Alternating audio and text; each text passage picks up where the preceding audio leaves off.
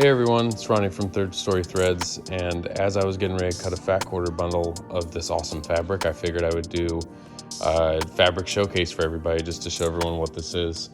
So this fabric collection is called Atomic. It's by Libs Elliot, and the fabric company is Andover Fabric. So just show everybody right here. But this fabric is actually super cool. I love some of the brightness of the colors, and they're actually really good blenders with a lot of different fun fabrics. So I figured I would just show everybody just the whole colorway.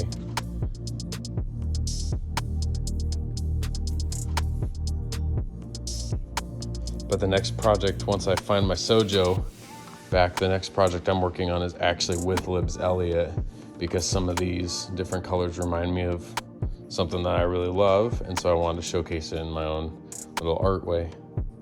But if any of y'all like this and want to check out our page, we do sell this in fat quarter bundles as well as the single fabrics themselves. So you can definitely pick it up and work on your next project. So thanks for tuning in.